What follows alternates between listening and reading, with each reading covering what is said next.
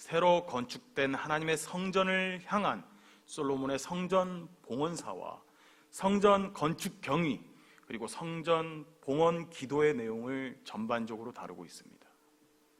새로 건축된 솔로몬의 성전에 필요한 모든 것이 준비가 다 끝나고 최종적으로 새 성전 중앙에 있는 지성소에 그 중요한 하나님의 언약궤를 안치하죠. 그 과정에서 나타난 구름 사이에 하나님의 영광이 가득한 성전을 묘사한 것이 바로 오늘 본문의 앞장 5장의 끝 구절입니다. 그때 여호와의 전에 구름이 가득한지라 제사장들이 그 구름으로 말미암아 능히 서서 섬기지 못하였으니 이는 여호와의 영광이 하나님의 전에 가득함이었더라.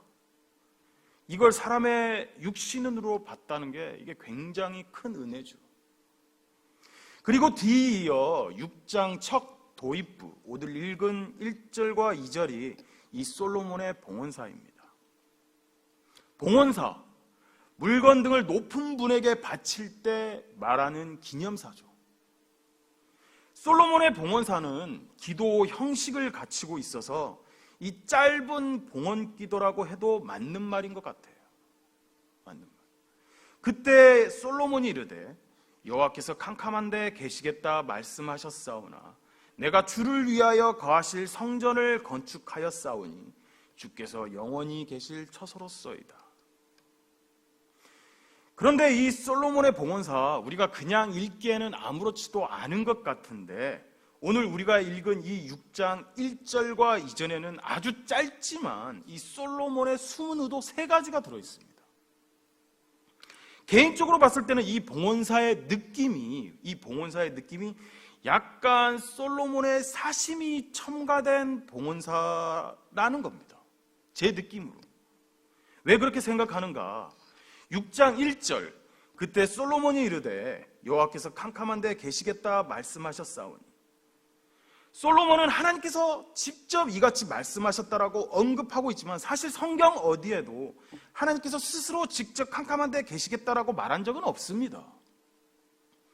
또 하나님은 우리가 살고 있는 이 세상뿐만 아니라 다른 모든 세상에 어디에든 편지하신 분이기 때문에 어디 어두운 캄캄한 데 계시겠다라는 거는 정말 말이 안 되는 부분이고 이해 안 되는 부분이죠.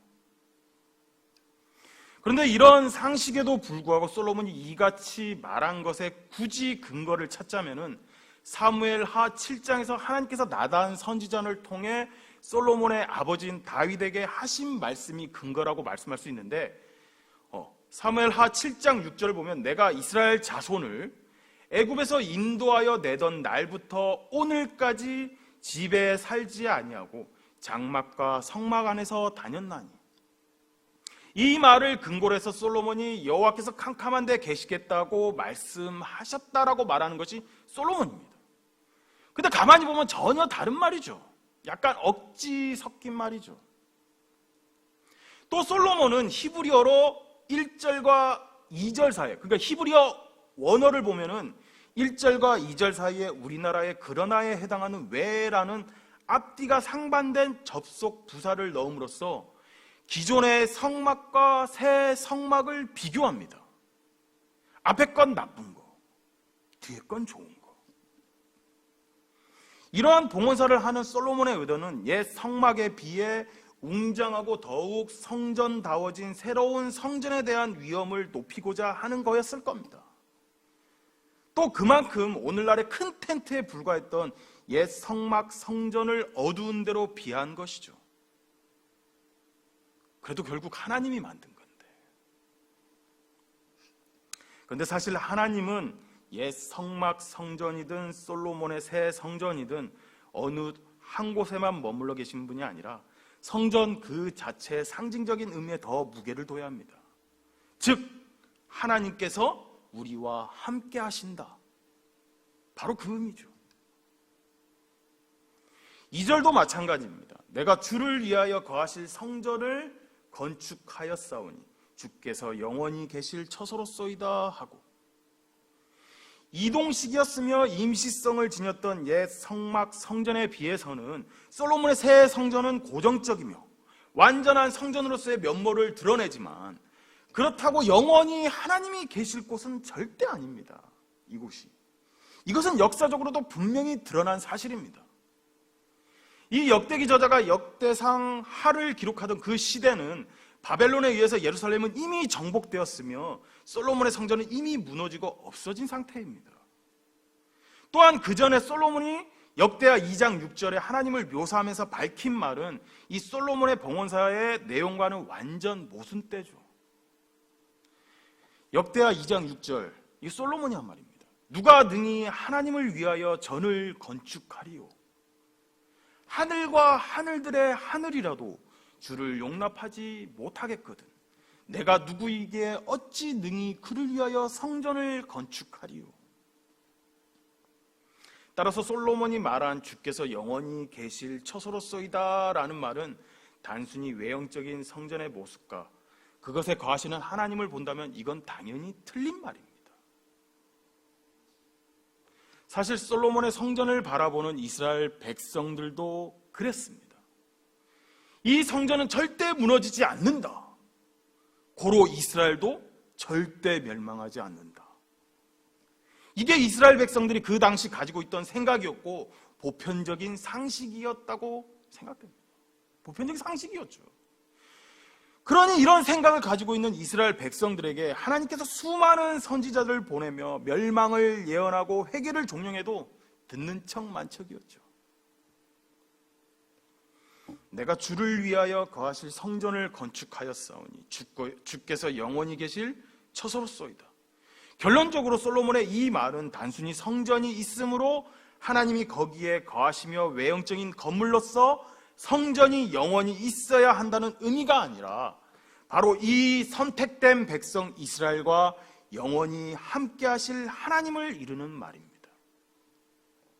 그러니까 굳이 이 성전이 없어도 하나님은 시내산 언약으로 말미암아 영원히 이스라엘과 함께 하십니다.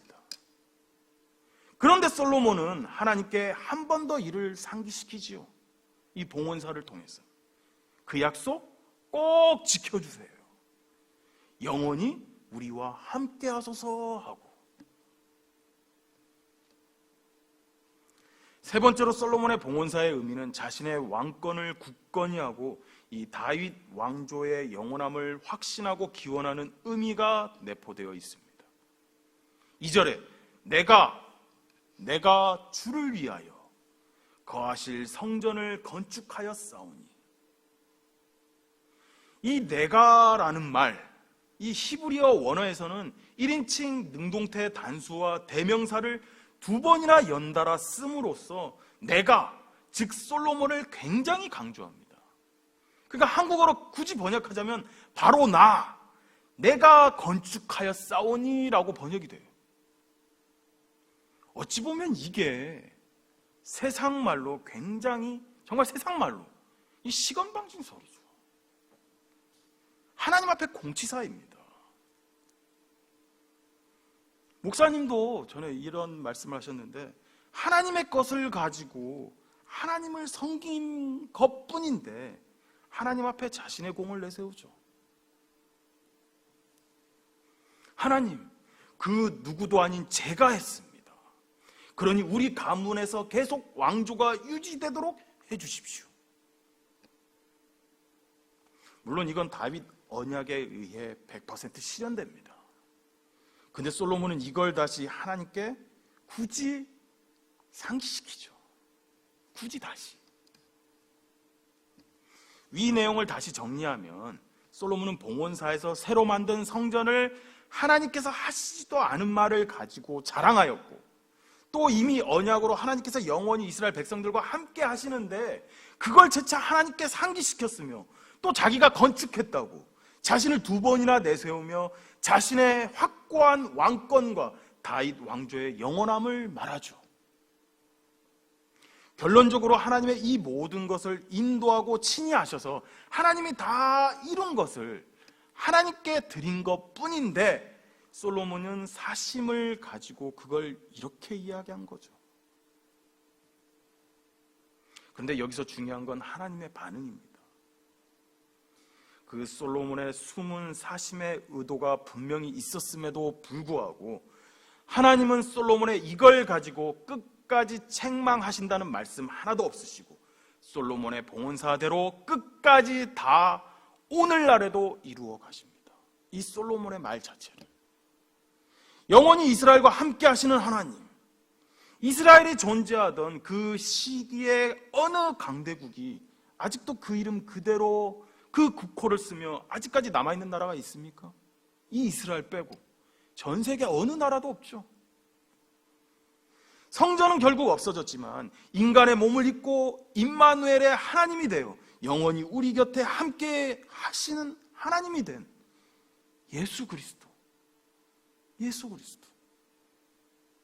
또 다윗의 자손으로 오셔서 영원히 다윗 가문의 빛이 되어 솔로몬이 2번이나 상기시킨 영원한 다윗 자손의 왕권을 예수 그리스도를 통해 유지시켜 주시는 하나님, 바로 그 하나님이 우리 하나님입니다.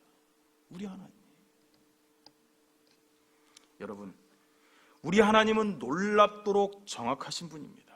또 섬세하고 완벽하신 하나님입니다. 그러나 우리는 부족함과 연약함, 때로는 욕심과 이 사심을 갖고 하나님을 대할 때가 얼마나 많습니까? 하나님의 것을 가지고 하나님을 섬기는데 우리가 하나님께 아끼고 인색한 적은 또 얼마나 많았습니까?